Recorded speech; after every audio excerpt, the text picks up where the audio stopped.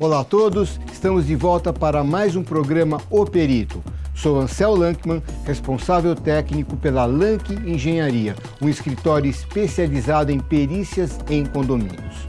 No programa de hoje, vamos abordar um assunto muito comum e que traz constantemente muito aborrecimento e muita preocupação para você, síndico.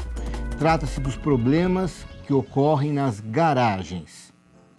Os problemas das garagens são decorrentes da insatisfação constante que acomete os condôminos. E por que essa insatisfação? Primeiro, por conta das vagas apertadas. Os carros ficam muito juntinhos e a dificuldade de se abrir a porta por conta dessa aproximação, se escuta muito falar, eu só consigo sair pelo teto, é muito comum de se ouvir. O segundo problema, que acomete muito para quem trabalha nessa área, é constatar que o acesso a determinadas vagas é muito complicado, muito difícil. A gente escuta demais que eu tenho que ser um as do volante para conseguir entrar numa determinada vaga. E às vezes a situação realmente é muito complicada, mesmo para carros pequenos. E o terceiro problema, que também é alvo de muita reclamação, é com relação às vagas travadas. Aquelas vagas nas quais o carro só consegue ser retirado se o carro da frente ou o carro de trás for retirado primeiro. Então, o que acontece muito? Quando você recebe muitas reclamações relacionadas a isso, você recorre a uma pessoa que vai examinar o problema, vai fazer uma vistoria nas garagens, vai fazer uma vistoria na documentação que o condomínio possui para te dar um veredicto se aquelas vagas estão corretas ou se elas realmente têm algum problema e se tiver problema, de quem é a culpa, se é do construtor, se é do incorporador. E aí o que deve você fazer? Chamar um técnico, alguém que entenda um pouquinho de legislação, um pouco daquela situação toda, para fazer um exame daquelas vagas. Se elas estão de acordo ou se não estão, e se não estiverem, a quem cabe a responsabilidade? Ao construtor, a quem fez o projeto, de repente é uma situação que não tem solução. Enfim, um laudo sobre as garagens é uma ferramenta muito bem-vinda para que você possa fazer uma análise da tua situação e poder transmitir aos condôminos, transmitir a uma assembleia a real situação e uma sugestão do que deve ser feito. Então, eu vou dizer resumidamente o que é abordado numa vistoria de garagem. A primeira pergunta que o perito tem que responder nessa hora é a seguinte: a legislação está sendo obedecida? E que legislação é essa? No município de São Paulo, a Lei Municipal número 11.228, que é o Código de Obras e Edificações, ela rege como tem que ser uma garagem, como tem que ser as vagas de estacionamento dentro de um condomínio. Agora, essa lei é de 1992, é muito antiga, são quase 30 anos e, portanto, não dá para esperar dela que ela satisfaça os problemas atuais que tem nas nossas garagens de hoje. As vagas dos automóveis são divididas conforme as suas dimensões. Elas são classificadas em pequena, média e grande, vagas para deficientes, vagas para utilitários e assim por diante. E você pode ver as dimensões dessas vagas de acordo com a sua classificação nesse quadro que está sendo mostrado agora.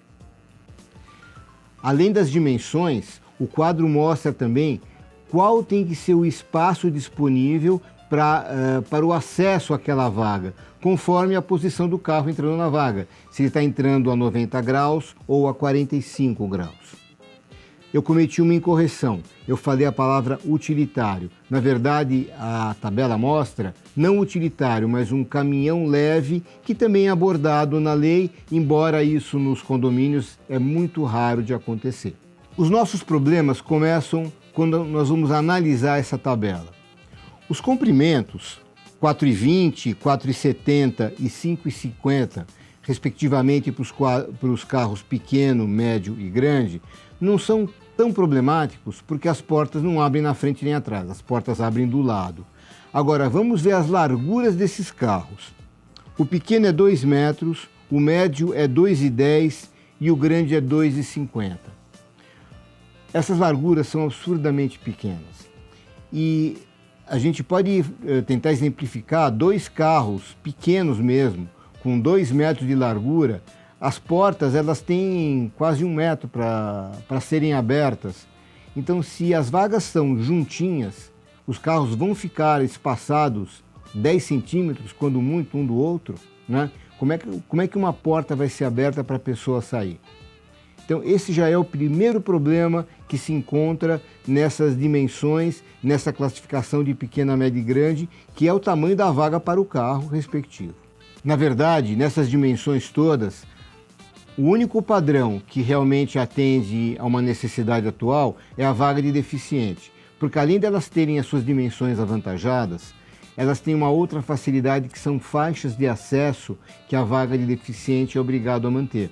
Então isso dá uma mobilidade muito maior para abrir porta, para sair algum equipamento como cadeira de rodas e assim por diante. Agora as demais são problemáticas e se elas ficarem limitadas ao tamanho que diz nessa tabela, os moradores realmente têm muita razão em ficar reclamando. O segundo problema que nós temos aqui que analisar é a questão de quantas vagas pequenas, quantas médias e quantas grandes nós temos que ter. Observe agora nessa segunda tabela. Essa sigla LPUOS significa Lei de Parcelamento e Uso e Ocupação do Solo. E ela define qual é o percentual de vagas grandes, médias e pequenas que nós temos que ter disponível numa garagem. No nosso caso, que é esse estacionamento privativo, essa proporção exigida de pelo menos 5% de vagas grandes e 45% de vagas médias, e claro, o que sobrar são as vagas pequenas, ela não atende à realidade de hoje também. Por quê? Porque o número de carros grandes e médios é muito maior do que isso. A legislação determina que no mínimo tenham essas porcentagens. Agora, se elas não atendem, você então, síndico, está submetido constantemente a conflitos entre moradores e conflitos em geral até com você mesmo por conta da indisponibilidade de vagas confortáveis que atendam aos interesses de todo mundo. O próximo assunto abordado na vistoria é o que se refere às faixas de circulação, se elas realmente atendem à legislação. Por quê? Porque a legislação define a largura dos corredores de circulação, tanto aqueles corredores que são retilíneos, como aqueles que são em curva. Se eles têm um raio adequado para que o carro possa fazer a curva, e claro, e nesse raio tem que atender a situação mais desfavorável, que são os carros grandes, os carros que mais dá trabalho de fazer as curvas. E note aqui nessa próxima tabela que a legislação fala em 2,75 metros de largura e 2,30 metros de altura quando destinadas à circulação de automóveis e utilitários. Essa questão automóveis e utilitários é uma outra situação muito complicada que nós vamos abordar adiante e também no nosso próximo programa sobre esse mesmo assunto. E na sequência, as vagas para deficientes físicos, elas também correspondem a um assunto a ser abordado. Por quê? Porque a legislação também fala em percentual de vagas para deficientes. E nós temos que verificar se a legislação também está sendo atendida com relação a isso. Ou seja, se foram disponibilizadas as vagas para deficientes conforme é determinado pela lei. Nessa próxima tabela, você encontra o percentual de vagas necessárias tanto para deficientes físicos como também para motocicletas, que é um outro assunto importante e sério por conta do aumento do número de motociclistas que tem em circulação hoje. Continuando, além da legislação, interessa muito ao perito ou a quem for fazer a vistoria das garagens saber se a planta aprovada pela prefeitura foi obedecida ou não. Evidentemente, se a planta foi aprovada, subentende-se que ela atende à legislação, se bem que há casos em que a planta foi aprovada, mas quem fiscalizou aquela planta, o agente vistor que fez a análise daquela planta, de repente não atentou para todos os detalhes e deixou passar alguma coisa, a planta acabou ficando diferente do que a lei manda. mas isso é muito raro de acontecer. Normalmente, as plantas, quando são submetidas à aprovação da prefeitura, elas estão de acordo com a legislação, porque senão elas não são aprovadas. Uma vez aprovada a planta, compete agora ao construtor realizar aquele projeto, montar todo o edifício, a parte física que corresponde àquilo que foi projetado.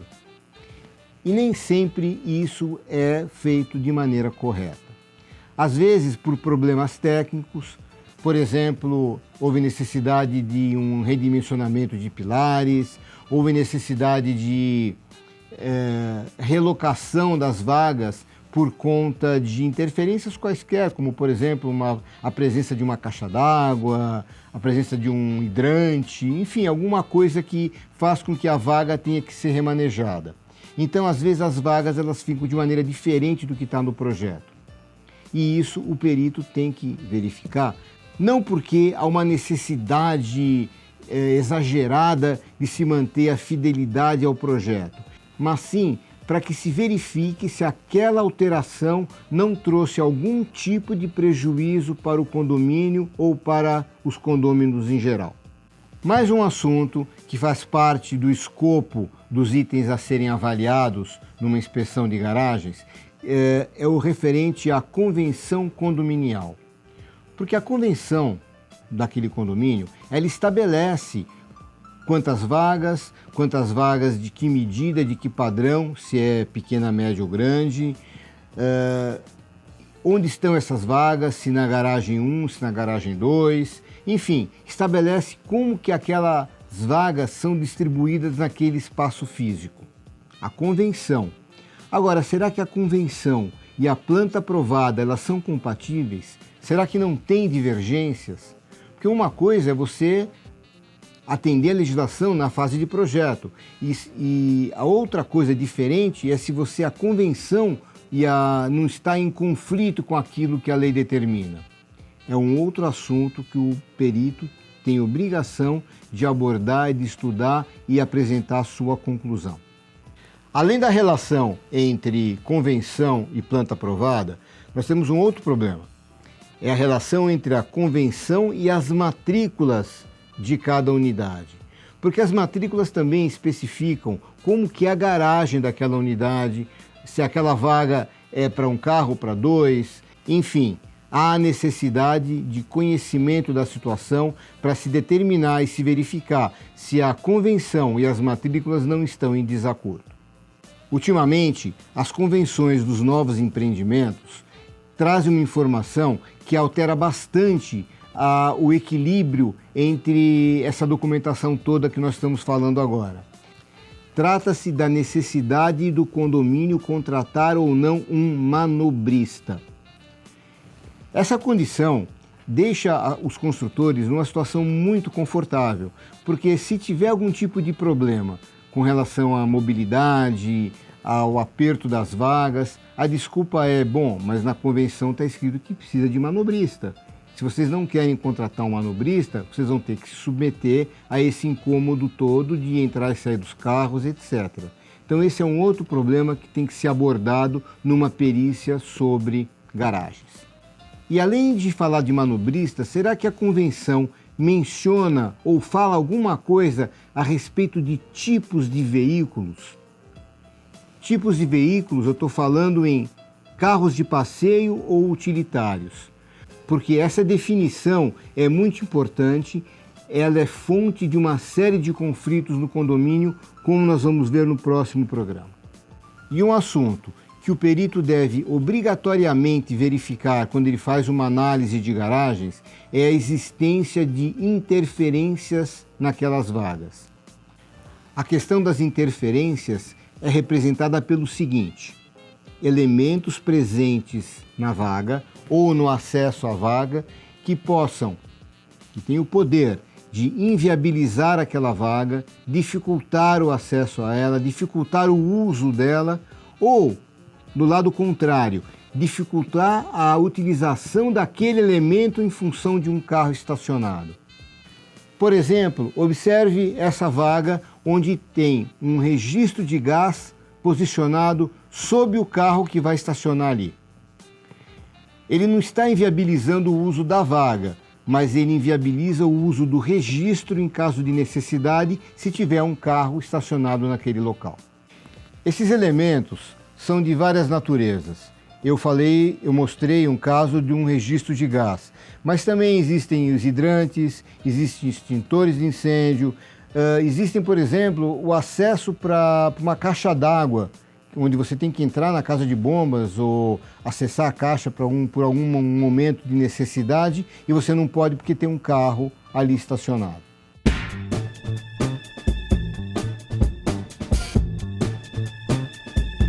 A pergunta de hoje vem de Recife, é do Souza, e ele pergunta: Engenheiro Ansel Lankman, as vagas do meu condomínio são espaçosas e algumas permitem até que se estacione 2 carros juntinhos, muito embora seja uma vaga só. O proprietário desta vaga pode colocar mais de um carro, mesmo que os limites da vaga não sejam ofendidos? Essa questão, Souza, ela é de cunho jurídico, é muito mais para um advogado do que para um engenheiro. Mas pela minha experiência, nas perícias que eu vi e nos casos que eu vi acontecer situação como essa, já te digo de antemão, a resposta é não, e o condômino que tentar fazer isso, ele vai perder, tanto numa assembleia, quanto vai perder também na esfera judicial.